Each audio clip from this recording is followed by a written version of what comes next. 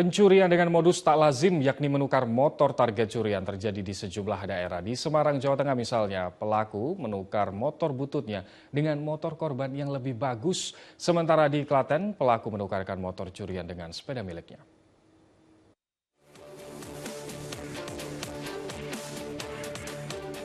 Makin hari modus pencurian kian aneh tapi nyata.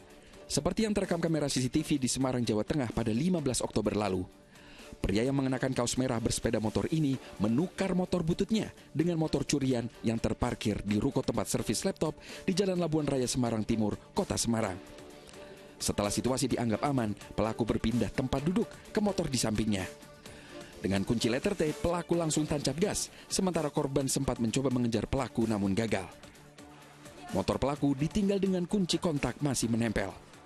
Modusnya tuh emang ditukar atau gimana? Betul sekali, jadi modus yang dilakukan oleh pelaku adalah dengan cara menukar. Di Klaten, Jawa Tengah, aksi curi motor ditukar dengan sepeda pelaku terekam kamera CCTV di tempat parkir terminal 31 Agustus lalu. Usai memarkirkan sepedanya, pelaku kemudian menggasak motor korban yang merupakan pedagang makanan di terminal. Ada kendaraan tidak dikunci setir di posisi dekat keluaran parkiran, Pak. Dari rumah ke terminal naik apa, Mas? Sepeda motor, Pak. Berarti ditukar sepedanya? Iya. Di Kulon Progo, daerah istimewa Yogyakarta, pria berbadan tambun ini diringkus karena juga menukar motor miliknya dengan motor curian. Aksi pelaku dilakukan di sebuah masjid yang merupakan tempat pelaku biasa beristirahat usai menawarkan barang dagangannya. Kunci yang masih menancap di motor korban membuat pelaku langsung tanpa pikir panjang menukar dengan motornya. Pelaku mengaku sudah lama pengen upgrade motor miliknya yang sudah gak kuat melintasi medan berat untuk berjualan. Ya, karena punyaan saya itu kan jelek. Gitu.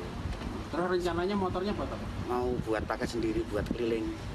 Kenapa nggak ganti dengan cara yang lebih legal, beli atau? Nggak ada uang, Pak.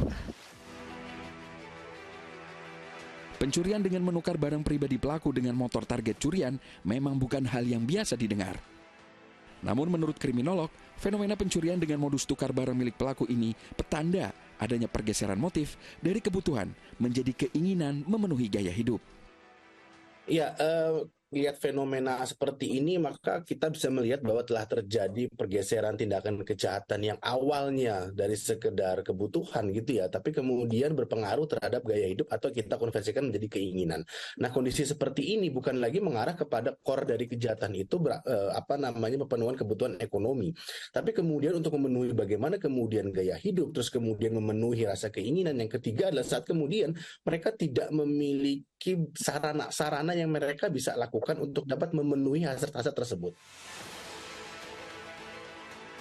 Meski pelaku menukarkan motornya dengan motor korban yang lebih bagus, bukan berarti ancaman hukuman lebih ringan.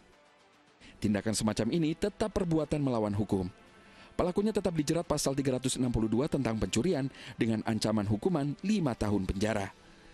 Tim Liputan melaporkan.